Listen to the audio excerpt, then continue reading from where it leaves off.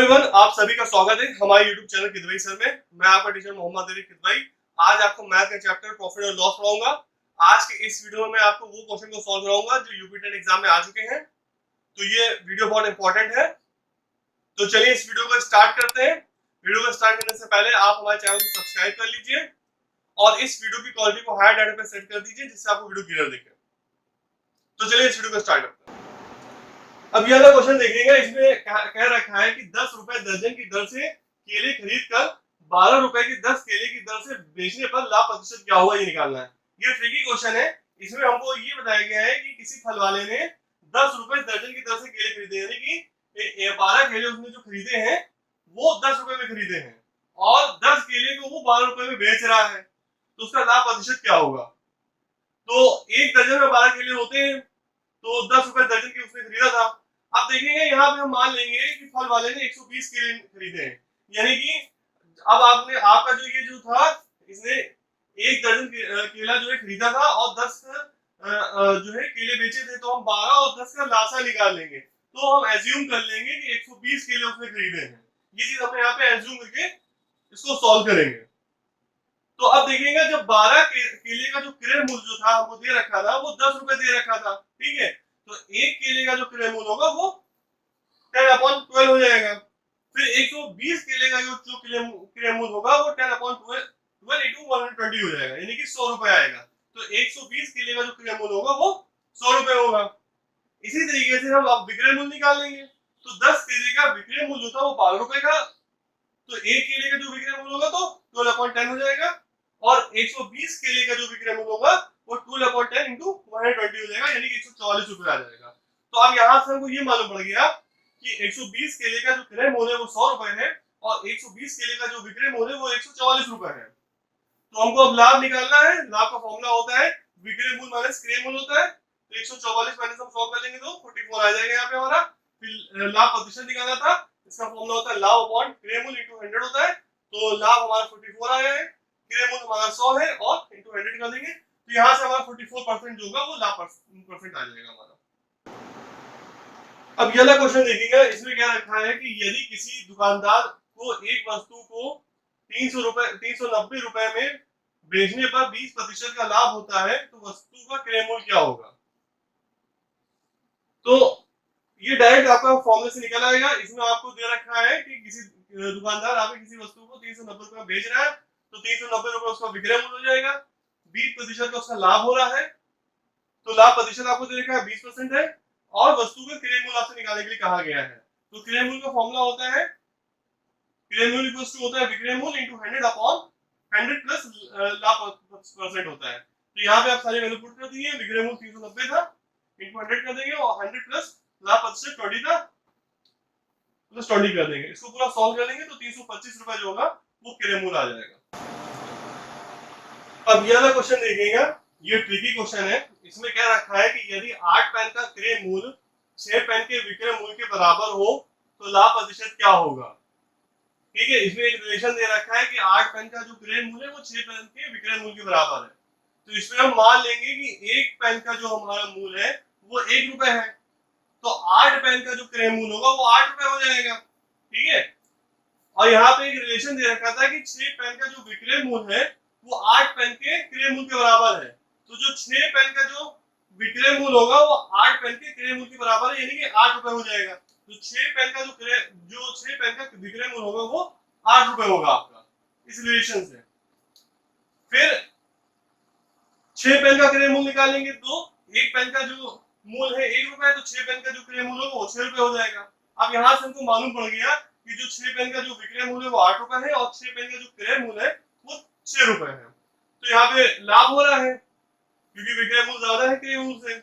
तो अब लाभ वाला फॉर्मूला लगाइए, लाभ कुछ तो होता है विक्रय मूल्य माइनस क्रय मूल्य, तो 8 माइनस 6 कर देंगे तो 2 रुपए आ जाएगा। ठीक है, अब लाभ प्रतिशत निकालना था, इसका फॉर्मूला होता है लाभ अपॉन क्रय मूल्य इनटू 100 होता है। तो 2 अपॉन 6 इनटू 100 कर देंगे, तो इसका आंसर आपका 30 है, इसका आपका आंसर आएगा 33 एंड 1/3% आ जाएगा। अब ये वाला क्वेश्चन देखिएगा, इसमें कह रहा है कि यदि किसी वस्तु का क्रय मूल्य उसके विक्रय मूल्य का 3/2 है तो लाभ या हानि प्रतिशत क्या होगा।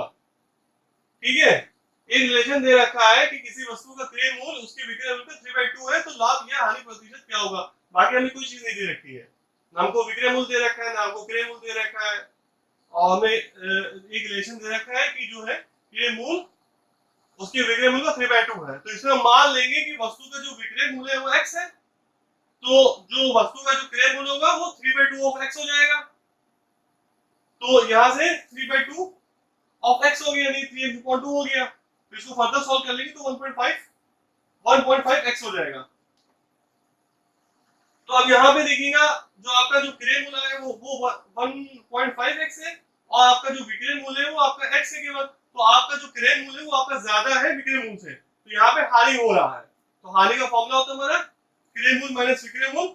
तो 1.5x माइनस हम x कर देंगे तो यहाँ पे 0.5x आ जाएगा। फिर हमें हानि प्रतिशत निकालना था, इसका फॉर्मूला होता है हानि अपॉन क्रय मूल्य इंटू 100 होता है। तो हानि हमारी 0.5x आई है और क्रय मूल्य हमारा 1.5x था, उसकी वैल्यू पुट कर देंगे इंटू 100 कर देंगे। यहाँ पे एक्सेस कैंसिल हो जाएगा और डेसिमल हट जाएंगे, तो 5/15 इंटू 100 हो जाएगा। इसको पूरा हम सॉल्व करेंगे तो हमारा आंसर आएगा 33 है 1/3% आ जाएगा। अब ये वाला क्वेश्चन देखिएगा, ये क्वेश्चन भी ट्रिकी क्वेश्चन है। इसमें क्या रखा है कि यदि विक्रय मूल्य को 2 गुना कर दिया जाए तो लाभ 3 गुना हो जाता है, तब लाभ प्रतिशत निकालिए।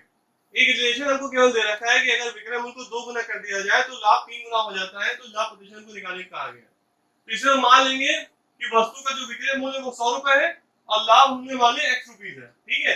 तो अब हमें विक्रय मूल्य का फॉर्मूला होता है विक्रय मूल्य माइनस लाभ होता है। तो अब यहाँ पे आप वैल्यू पुट कर दीजिए, विक्रय मूल्य हमारा 100 था और लाभ हमारा x था, तो 100 माइनस x आ जाएगा क्रय मूल्य। ये हमने पहला इक्वेशन मान लिया इसको। फिर न्यू कंडीशन को दे रखी थी जो क्वेश्चन में, वो ये दे रखी थी कि अगर विक्रय मूल्य को 2 गुना कर दिया जाए तो लाभ 3 गुना हो जाता है। तो अब जो विक्रय मूल्य होगा वो 2 गुना हो जाएगा। पहले 100 था तो 2 into 100 कर देंगे, तो अब विक्रय मूल्य 200 हो जाएगा। और लाभ 3 गुना हो जाता है, तो लाभ पहले x रुपीस था, तो अब जो है 3 गुना हो जाएगा, तो 3 into x कर देंगे तो लाभ 3x आ जाएगा। अब फिर से आप क्रय मूल्य निकाल लीजिए। क्रय मूल्य होता है आपका विक्रय मूल्य माइनस लाभ, तो विक्रय मूल्य 200 है और लाभ 3x है, तो 200 माइनस 3x हो जाएगा। ये सेकंड इक्वेशन हो जाएगा। अब हम क्या करेंगे, ये पहला इक्वेशन है और दूसरा इक्वेशन है, इन दोनों को बराबर कर देंगे। कि दोनों में हमने क्रय मूल्य निकाला था, दोनों हम बराबर कर देंगे, दोनों वैल्यू सेम होगी। तो 100 माइनस x हो जाएगा 200 माइनस 3x हो जाएगा। यहाँ से x की वैल्यू जो होगी वो 50 रुपीज आ जाएगी। तो x जो है वो 50 रुपीज आ जाएगा। तो हमने लाभ को x माना था, तो लाभ हमारा 50 रुपए हो जाएगा। अब क्रय मूल्य निकालना था हमको, तो क्रय मूल्य क्या था हमारा 100 माइनस x था। तो अब यहाँ पे x की जगह पे आप 50 रख दीजिए, तो 100 माइनस 50 हो जाएगा, यानी कि क्रय मूल्य हमारा 50 रुपए आ जाएगा। फिर हमको लाभ प्रतिशत निकालना था, इसका फॉर्मूला होता था लाभ अपॉन क्रय मूल्य इंटू 100 होता है। तो लाभ हमारा जो है वो 50 रुपए है, क्रय मूल्य 50 रुपए इंटू 100 कर देंगे, तो आपका आंसर जो है लाभ प्रतिशत वो 100% आएगी। अब ये वाला क्वेश्चन देखिएगा, ये क्वेश्चन डिस्काउंट के ऊपर है, बट्टा के ऊपर है। इसमें क्या रखा है कि किसी वस्तु का अंकित मूल्य 500 रुपए है, दुकानदार 5% की छूट देता है और फिर भी 25% लाभ कमाता है, तो वस्तु का लागत मूल्य क्या होगी।